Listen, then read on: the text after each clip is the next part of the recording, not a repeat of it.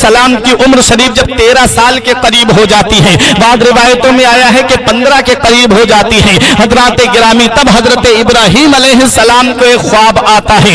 आपने ख्वाब में देखा कि कोई आवाज देने वाला आवाज दे रहा है कि इब्राहिम उठो और अपने रब के लिए कुर्बानी करो। आप सुबह को बेदार होते हैं, आपने 100 ऊंट राह खुदा में कुर्बान कर दिए। दूसरी रात सोए तो फिर यही ख्वाब आता है, फिर आपने 100 ऊंट कुर्बान कर दिए। तीसरी रात फिर आपको यही ख्वाब आता है। आपने अर्ज किया किस चीज को कुर्बान करूं? कहा उस चीज को कुर्बान करो जो तुम्हें प्यारी है, जो तुम्हें अजीज है। आप समझ गए मेरे बेटे की कुर्बानी मुझसे मांगी जा रही है। हजरत इस्माइल अलैहिस्सलाम की कुर्बानी मांगी जा रही है। हजरत इब्राहिम अलैहिस्सलाम आते हैं, हजरत हाजरा से कहते हैं मैं और मेरा बेटा एक दावत पे जाना चाह रहे हैं, मेरे बेटे को तैयार कर दिया जाए। हजरत हाजरा ने तैयार कर दिया। हजरत इब्राहिम अलैहिस्सलाम हजरत इस्माइल अलैहिस्सलाम को लेकर के चलते हैं, हाथ में रस्सी ली और आस्तीन के अंदर छुरी रख ली। हजरत इब्राहिम अलैहिस्सलाम जब चले और जब मकामे मिना में पहुंचे, तब हजरत इब्राहिम अलैहिस्सलाम ने अपने बेटे इस्माइल अलैहिस्सलाम से फरमाया, पूरा वाकया कुरान के अंदर है, लेकिन इसको बताने से पहले आप ये सुनिए कि इब्लीस लईन के पेट में दर्द उठता है। वो हजरत हाजरा के पास आता है और आकर के कहता है, हाजरा तुम्हें पता है तुम्हारे शौहर तुम्हारे लाल को कहां ले गए हैं? तुम्हारे शौहर तुम्हारे बेटे को कहां ले गए हैं? कहा वो एक दावत पर गए हैं। कहा सुनो वो बेटे को कुर्बान करने के लिए ले गए हैं। हजरत हाजरा ने कहा क्या कोई बाप भी अपने बेटे को कुर्बान करता है? कहा हाँ उन्हें अल्लाह ने हुक्म दिया है। कहा अल्लाह ने हुक्म दिया है तो मैं कौन होती हूँ रोकने वाली? मेरा बेटा इब्राहिम और मेरा बेटा इस्माइल अलैहिस्सलाम को अल्लाह तबारक व तआला ही ने पैदा किया है। हजरत हाजरा कहती हैं ये उसी की अमानत है, वो जैसे चाहे वैसे वापस ले ले, मैं कौन होती हूँ बीच में रुकावट बनने वाली? हजरत इब्राहिम अलैहिस्सलाम ने अपने बेटे इस्माइल अलैहिस्सलाम से कहा बेटे मैंने ख्वाब देखा है कि मैं तुझे ज़िबा कर रहा हूँ, बता मेरे लाल तेरी क्या मर्जी है? हजरत जब इब्राहिम अलैहिस्सलाम ने ये कहा कि बेटे मैंने ख्वाब देखा है, इन्नी अरा फिल मनामी अन्नी अज़बहुका फउंजुर माज़ा तरा, पूरा वाकया कुरान में आया है कि बेटा मैं तुझे ज़िबा कर रहा हूँ, मैंने ऐसा ख्वाब देखा है, बता तेरी क्या मर्जी है? हजरत इस्माइल अलैहिस्सलाम ने कहा या अबा तिफ़अल मा तुअमरु सतजिदुनी इंशाअल्लाहु मिनस साबिरीन, ऐ मेरे वालिद जिस चीज का आपको हुक्म दिया गया है आप वो काम कीजिए, इंशाअल्लाह आप मुझे सब्र करने वालों में से पाएंगे। हजरत इस्माइल अलैहिस्सलाम ने जब ये कहा बाप भी राजी है बेटा भी राजी है, शैतान के पेट में दर्द हो रहा है, शैतान ने रास्ते में बहकाना चाहा था, शैतान ने हजरत हाजरा से कहा कि तुम्हारे बेटे को कुर्बान करने के लिए ले गए हैं, वहां पर दाव नहीं चला। इस्माइल अलैहिस्सलाम से कहा रास्ते में कि तुम्हारे वालिद तुम्हें कुर्बान करने के लिए ले जा रहे हैं। तब हजरत इस्माइल अलैहिस्सलाम ने कहा ये एक जान क्या है, अगर हजारों जाने हों तब भी उस रब की राह में मैं कुर्बान होता हुआ चला जाऊंगा। हजरत इब्राहिम अलैहिस्सलाम से कहा ए इब्राहिम तुमने एक ख्वाब को सच्चा समझ लिया है, ख्वाब झूठे भी तो होते हैं। हजरत इब्राहिम अलैहिस्सलाम ने कंकरियां उठाई, 7 कंकरियां उठा करके और इब्लीस के मारी और फरमाया कि नबी का ख्वाब झूठा नहीं होता है बल्कि नबी का ख्वाब वही इलाही होता है।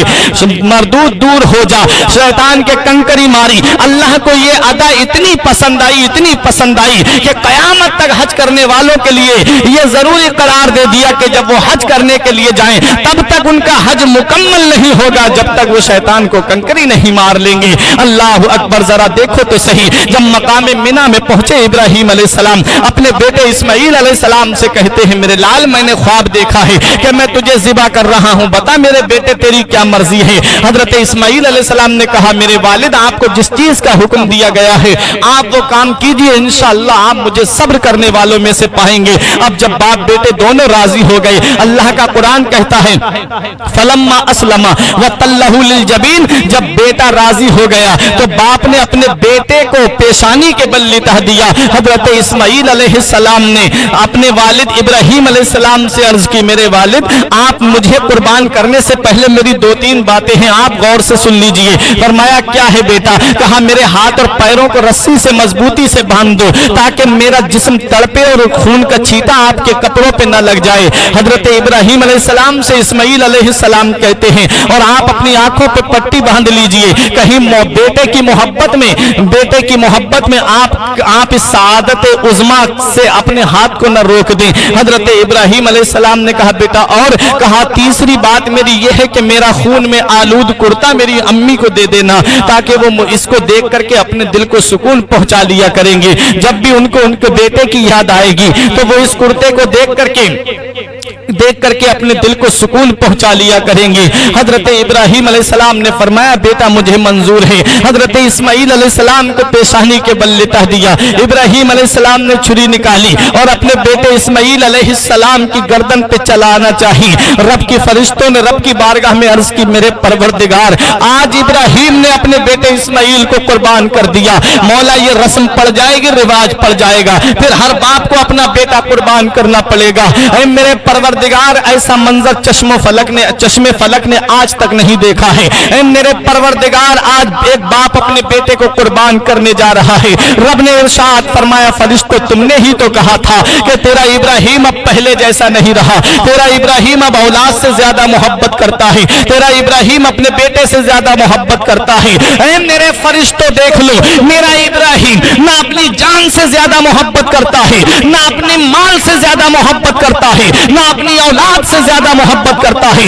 ابراہیم محبت کرتا ہے تو اپنے پروردگار سے محبت کرتا ہے، ابراہیم محبت کرتا ہے تو اپنے خالق حقیقی سے محبت کرتا ہے۔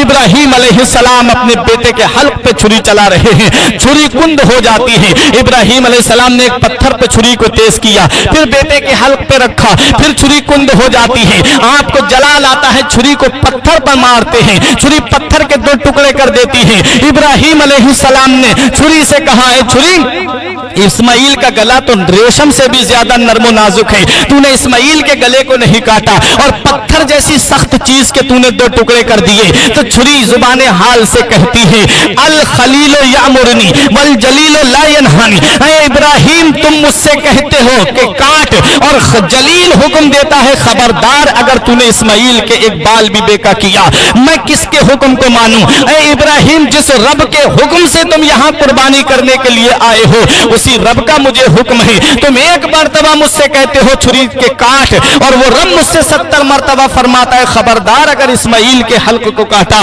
اب بتاؤ میں اس رب کے حکم کے آگے مجبور ہوں۔ ابراہیم علیہ السلام نے کہا اے چھری میں راضی ہوں، میرا بیٹا راضی ہے، پھر تو بیچ میں رکاوٹ کیوں بنتی ہے؟ حضرت ابراہیم علیہ السلام نے عزم مصمم کیا، پختہ ارادہ کیا اپنے بیٹے اسماعیل کو قربان کرنے کا۔ چھری اٹھا کر کے لے جا رہے تھے حلق کی طرف، پروردگار عالم نے حضرت جبرائیل علیہ السلام کو حکم دیا اے جبرائیل جو دمبا جنت میں چر رہا ہے 40 سال سے یا 80 سال سے، اس دمبے کو لے جا کر کے اسماعیل کی جگہ پہ رکھ دو اور اسماعیل کو بچاؤ۔ حضرت جبرائیل علیہ السلام سدرا سے جنت جاتے ہیں اور جنت سے دمبا لے کر کے مقام منی میں پہنچتے ہیں، اسماعیل علیہ السلام کو اٹھا کر کے کھڑا کر دیتے ہیں۔ حضرت اسماعیل علیہ السلام الگ کھڑے ہیں، دمبے کو ان کی جگہ پر رکھ دیا جاتا ہے، دمبا قربان ہو رہا ہے۔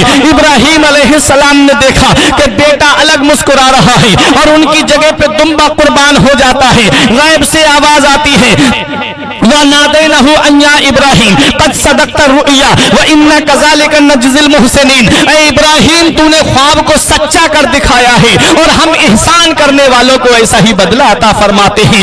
یہ حضرت ابراہیم علیہ السلام ہیں۔ حضرت ابراہیم علیہ السلام اپنے بیٹے کی قربانی کرنے کے لیے مقام منی میں پہنچ گئے، بیٹے کو رب نے بچا لیا اور ان کی جگہ پہ فدیے میں دمبا دے دیا اور دمبا قربان ہو جاتا ہے۔ اللہ اکبر۔ حضرت ابراہیم علی نبینا علیہ الصلوۃ والسلام کا استقلال دیکھیے، حضرت ابراہیم علیہ السلام کا استحکام دیکھیے۔ اللہ تبارک و تعالی نے ابراہیم علیہ السلام کی یادگار کو قیامت تک کے مسلمانوں کے لیے باقی رکھا ہے کہ جو مالک نصاب ہے وہ قربانی کرے، کیونکہ قربانی کا جو دن آتا ہے 10ویں ذی الحجہ آتی ہے، اس دن پروردگار عالم کو خون بہانے سے بہتر ابن آدم کا کوئی عمل پسند نہیں ہے۔ ابن آدم کا سب سے زیادہ پسندیدہ عمل جو ہے وہ خون بہانا ہے، یعنی قربانی کرنا ہے۔ ہر مالک نصاب کے اوپر قربانی واجب ہے، ہر مالک نصاب کے اوپر قربانی واجب ہے، لیکن مالک نصاب کہتے کس کو ہے؟ جس کے پاس 7.5 تولہ سونا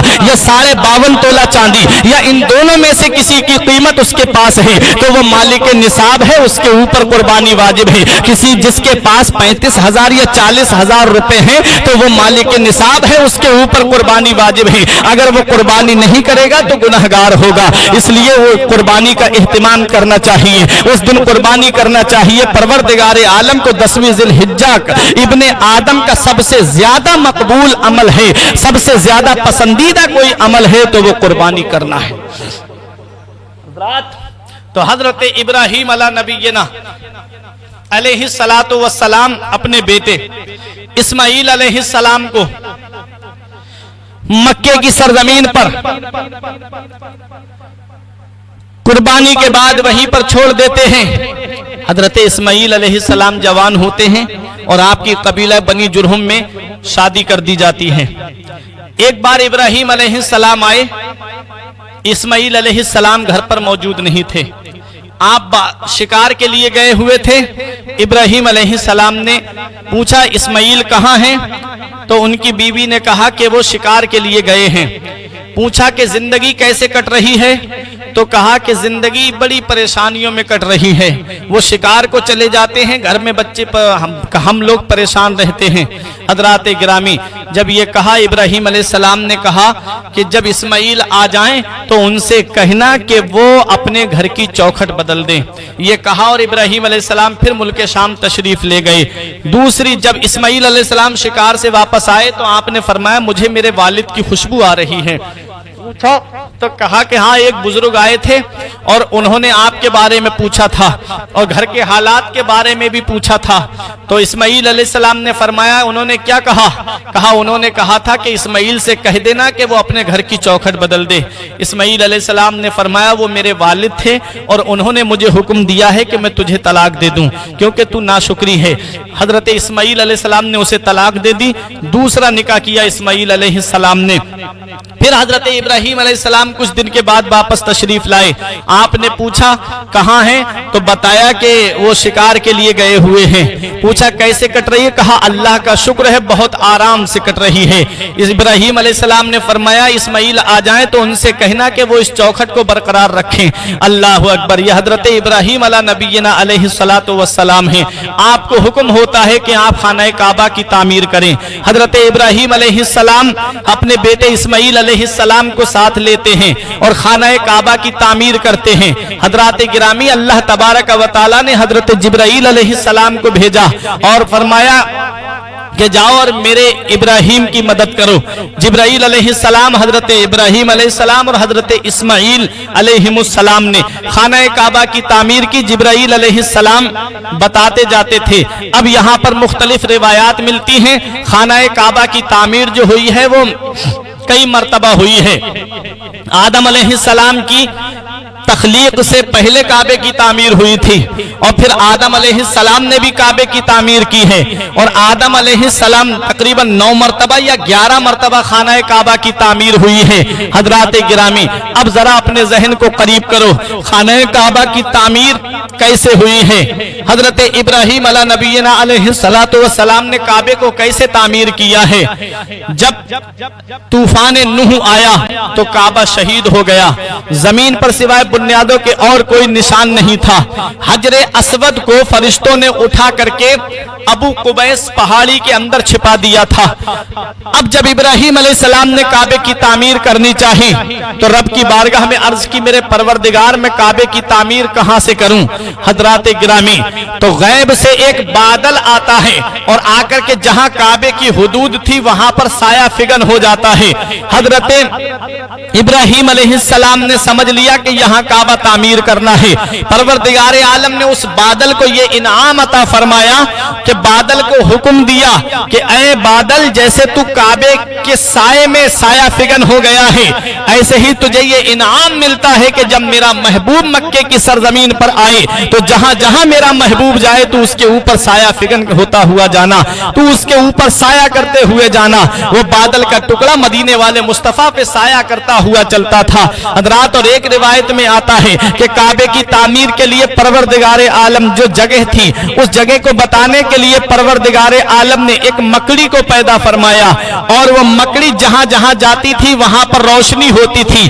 کعبے کی بنیادیں اس کے ذریعے پتہ چل گئیں، اور مکڑی کو اللہ تعالیٰ نے یہ انعام عطا فرمایا، یہ انعام عطا فرمایا، حکم دیا کہ جب میرا محبوب مکے سے ہجرت کر کے مدینے کو تشریف لے جائے، اور جب وہ غار ثور کے اندر بیٹھے تو مکڑی کو حکم دیا تھا کہ تجھے یہ انعام دیا جاتا ہے کہ تو میرے محبوب کے لیے غار کے دروازے پہ جالا تان دینا، جالا بن دینا۔ حضرات گرامی، ایک روایت میں ہے کہ ایک بجلی چمکدار کڑکدار بجلی آئی اور آ کر کے اس جگہ پر گری جہاں پر خانہ کعبہ کی تعمیر ہے، اور اس جگہ کو چمکدار بنا دیا جہاں جہاں کعبے کی بنیادیں تھیں۔ حضرات گرامی، المختصر یہ کہ کعبے کی تعمیر ہو رہی ہے۔ حضرت اسماعیل علیہ السلام گارا لے کر کے آتے، اسماعیل علیہ السلام پتھر لے کر کے آتے۔ کعبے کی تعمیر میں 5 پہاڑوں کے پتھر لگے ہیں، 5 پہاڑوں کے پتھر کعبے کی تعمیر میں ہیں۔ کوہ جودی کا پتھر کعبے کی تعمیر میں ہے، کوہ لبنان کا پتھر کعبے کی تعمیر میں ہے، کوہ ہرا کا پتھر کعبے کی تعمیر میں ہے، کوہ طور سینا کا پتھر کعبے کی تعمیر میں ہے، کوہ ہرا کا پتھر کعبے کی تعمیر میں ہے۔ 5 پہاڑوں کے پتھر کعبے کی تعمیر میں لگے ہیں۔ یہ 5 پہاڑوں ہی کے پتھر کعبے کی تعمیر میں کیوں لگے؟ پہاڑ تو دنیا میں اور بھی ہیں، بڑے بڑے پہاڑ دنیا میں ہیں، لیکن انہی 5 پہاڑوں کے پتھر کعبے کی تعمیر میں کیوں لگے؟ تو سنو، ان 5 پہاڑوں کو اللہ کے مقدس بندوں سے نسبت ہے، اللہ کے مقدس نیک بندوں سے نسبت ہے، اس لیے ان 5 پہاڑوں کے پتھر کعبے کی تعمیر میں لگے۔ جیسے کہ کوہ ہرا کو نسبت حضرت آدم علیہ نبینا علیہ السلام سے ہے، جو لنکا میں پہاڑ ہے۔ حضرت آدم علیہ السلام اسی پہاڑ کے اوپر تشریف لائے تھے، اور کوہ سینا کو بھی نسبت ہے، کوہ جودی کو بھی نسبت پیغمبر سے ہے۔ حضرت سلیمان علیہ السلام کی کشتی جودی پہاڑی سے لگی تھی۔ حضرت موسیٰ علیہ السلام کو آگ جو ملی تھی وہ طور سینا پہ جا کر کے ملی تھی، کوہ طور جو ہے حضرت موسیٰ علیہ نبینا علیہ السلام سے اس کو نسبت ہے۔ اس لیے ان 5 پہاڑوں کو اللہ کے مقدس نیک بندوں سے نسبت ہے، اس لیے ان 5 پہاڑوں کے پتھر کعبے کی تعمیر میں لگائے گئے۔ کوہ سینا کا پتھر کعبے کی تعمیر میں، کوہ زینا کا پتھر کعبے کی تعمیر میں، کوہ جودی کا پتھر کعبے کی تعمیر میں، کوہ ہرا کا پتھر کعبے کی تعمیر میں، کوہ لبنان کا پتھر کعبے کی تعمیر میں۔ 5 پہاڑوں کے پتھر کعبے کی تعمیر میں کیوں لگے؟ پہاڑ تو دنیا میں اور بھی ہیں، انہی 5 پہاڑوں کے پتھروں کو کعبے کی تعمیر میں کیوں لگایا گیا؟ تو سنو پیارے مسلمانوں، خانہ کعبہ کی تعمیر ہونے کے بعد میں پروردگار عالم نے اس امت کے اوپر جو 5 وقت کی نماز فرض کی ہے، پروردگار عالم نے 5 وقت کی نماز تو مسلمانوں کے اوپر فرض کی ہے۔ جو بھی مسلمان خشوع اور خضوع کے ساتھ میں 5 وقت کی نماز پڑھے گا، پروردگار عالم اس کو 5 پہاڑوں کے برابر ثواب عطا فرمائے گا۔ اس لیے 5 پہاڑوں کے پتھر کعبے کی تعمیر میں لگے۔ اسلام کے ارکان بھی 5 ہیں، نمازیں بھی 5 ہیں، کعبے کی تعمیر میں پتھر بھی 5 لگے ہیں، 5 پہاڑوں کے پتھر لگے ہیں۔ اللہ اکبر! جب کعبے کی تعمیر مکمل ہو جاتی ہے، ابراہیم علیہ السلام ایک پتھر پہ کھڑے ہوتے ہیں، وہ پتھر اوپر اٹھتا ہوا چلا جاتا ہے۔ حضرات، اسی پتھر کو آج مقام ابراہیم کے نام سے یاد کیا جاتا ہے، جس کا ذکر قرآن مجید کے اندر آیا ہے۔ وَاتَّخِذُوا مِن مَّقَامِ ابراہیم مصلی، تم مقام ابراہیم کو نماز پڑھنے کی جگہ بناؤ۔ آج حاجی حج کرنے کے لیے جاتے ہیں، کعبے کے طواف سے جب فارغ ہوتے ہیں تو مقام ابراہیم کے پاس میں آ کر کے 2 رکعت نماز پڑھتے ہیں۔ یہ وہی پتھر ہے جس کے اوپر کھڑے ہو کر کے ابراہیم علیہ السلام نے کعبے کی تعمیر کی تھی۔ اب جب کعبہ تعمیر ہو گیا، جب کعبہ بن گیا، تو حضرت ابراہیم علیہ السلام نے دعا کی ہے، میرے پروردگار یہ تحفہ ہماری جانب سے قبول فرما، اور اپنے اس پیغمبر کو ہماری نسل میں عطا فرما دے۔ دعا کی، ربنا تقبل منا انکا انت السمیع العلیم، اے میرے پروردگار اس دعا کو قبول فرما لے، بے شک تو سننے اور جاننے والا ہے۔ حضرت ابراہیم علیہ السلام نے جب کعبے کی تعمیر مکمل کر دی، اللہ تبارک و تعالی نے حکم دیا ابراہیم اذن فی الناس بالحج، لوگوں میں اعلان کر دو کہ وہ اب اس گھر کے طواف کے لیے آئیں، لوگوں میں اعلان کر دو کہ وہ اب کعبے کے طواف کے لیے آئیں۔ ابراہیم علیہ السلام نے عرض کیا میرے پروردگار میری آواز کہاں تک پہنچے گی؟ اللہ تبارک و تعالی نے ارشاد فرمایا ابراہیم آواز دینا تیرا کام ہے، اس کو پوری دنیا میں پہنچانا ہمارا کام ہے۔ ابراہیم علیہ السلام اسی پتھر پہ کھڑے ہوتے ہیں، وہ پتھر بلند ہوتا چلا جاتا ہے یہاں تک کہ وہ پہاڑ کی مثل بلند ہو جاتا ہے۔ ابراہیم علیہ السلام نے آواز لگائی اے لوگو اللہ کا حکم ہے حج کرنے کے لیے آؤ، اے لوگو اللہ کا حکم ہے کعبے کے طواف کے لیے آؤ۔ ابراہیم علیہ السلام نے جب یہ آواز دی حضرات گرامی اللہ تبارک و تعالیٰ نے اس آواز کو پوری دنیا میں پہنچا دیا اور پوری دنیا کے لوگوں نے اس آواز کو سنا۔ جو ماں کے شکم میں تھے وہ ماں کے شکم سے آواز دے رہے تھے لبیک اللہم لبیک، جو باپ کی صلب میں تھے وہ باپ کی صلبوں سے آواز دے رہے تھے لبیک اللہم لبیک۔ حضرات گرامی آج کا بدعقیدہ ہم سے یہ سوال کرتا ہے کہ تم یہاں سے ہندوستان سے کھڑے ہو کر کے نبی پہ سلام پڑھتے ہو، کیا تمہارے نبی سلام سنتے ہیں؟ حضرات گرامی آج تو سمجھانے کے لیے بہت سارے آلات موجود ہیں۔ آپ نے دیکھا ہوگا کہ جب کہیں پر لائیو ٹیلی کاسٹ ہوتا ہے، کہیں پر لائیو پروگرام چلتا ہے تو چلتا وہ پروگرام بریلی میں ہے اور اسے سنا پوری دنیا میں جاتا ہے، وہ پروگرام چلتا تو پیلی بھیت میں ہے لیکن اس پروگرام کو پوری دنیا میں لائیو دیکھا جاتا ہے۔ کیسے یہاں پیلی بھیت کی آواز پوری دنیا میں پہنچ رہی ہے؟ آج ان آلات کے اوپر تو انسان کا عقیدہ ہے وہ پروردگار عالم جس نے ساری کائنات کو پیدا فرمایا، جس نے ان آلات کو پیدا فرمایا، جس نے انسان کو یہ دماغ عطا فرمایا کہ وہ ایسی چیزیں ایجاد کر دے، اس رب تبارک و تعالیٰ کی ذات پہ بھروسہ نہیں ہے۔ ابراہیم علیہ السلام آواز لگا رہے ہیں، آپ کی آواز کو اللہ نے پوری دنیا میں پہنچا دیا ہے۔ ابراہیم علیہ السلام کے غلام ہندوستان سے کھڑے ہو کر کے مدینے والے مصطفیٰ پہ سلام پڑھیں تو پروردگار عالم ہمارے سلام کو فرشتوں کے ذریعے مدینے میں کیوں نہیں پہنچا دے گا؟ یقیناً ہمارے سلام کو مدینہ منورہ پہنچایا جاتا ہے۔ تبھی تو میرا امام پکار کے کہتا ہے ہم یہاں سے پکاریں وہاں وہ سنیں، مصطفیٰ کی سماعت پہ لاکھوں سلام، دور و نزدیک کے سننے والے وہ کان، کان لالے کرامت پہ لاکھوں سلام۔ میرے آقا ارشاد فرماتے ہیں میرا کوئی بھی امتی جب مجھ پر رسمی طور پہ درود پاک پڑھتا ہے اس کے درود کو فرشتے میری بارگاہ میں لے کر کے آتے ہیں، اور جب میرا عاشق، جب میرا دیوانہ، جب مجھ سے سچی محبت کرنے والا سچے دل سے مجھ پہ درود پڑھتا ہے اس کے درود کو میں خود اپنے کانوں سے سماعت کرتا ہوں، میں اس کے درود کو خود اپنے مقدس کانوں سے سنتا ہوں۔ میرا امام پکار کے کہتا ہے دور و نزدیک کے سننے والے وہ کان، کان لعل کرامت پہ لاکھوں سلام، ہم یہاں سے پکارے وہاں وہ سنے، مصطفیٰ کی سماعت پہ لاکھوں سلام۔ جب حضرت ابراہیم علیہ السلام کی آواز پوری دنیا میں میرا رب پہنچا سکتا ہے، وہ رب قادر مطلق ہے، وہ رب مالک علی الاطلاق ہے، وہ رب احکم الحاکمین ہے، جس نے ابراہیم علیہ السلام کی آواز کو پوری دنیا میں پہنچا دیا۔ جو لوگ ماں کے شکم میں تھے وہ ماں کے شکم سے آواز دیتے ہیں لبیک اللہم لبیک، اور جو باپ کی صلبوں میں تھے وہ باپ کی صلبوں سے آواز دیتے ہیں لبیک اللہم لبیک۔ حضرت عبداللہ ابن عباس رضی اللہ تعالی عنہما فرماتے ہیں کہ حضرت ابراہیم علیہ السلام کی آواز پر جس نے ایک مرتبہ لبیک کہا وہ ایک مرتبہ حج کرنے جائے گا، جس نے 2 مرتبہ لبیک کہا وہ 2 مرتبہ حج کرنے جائے گا، جس نے 3 مرتبہ لبیک کہا ہے وہ 3 مرتبہ حج کرنے کے لیے جائے گا۔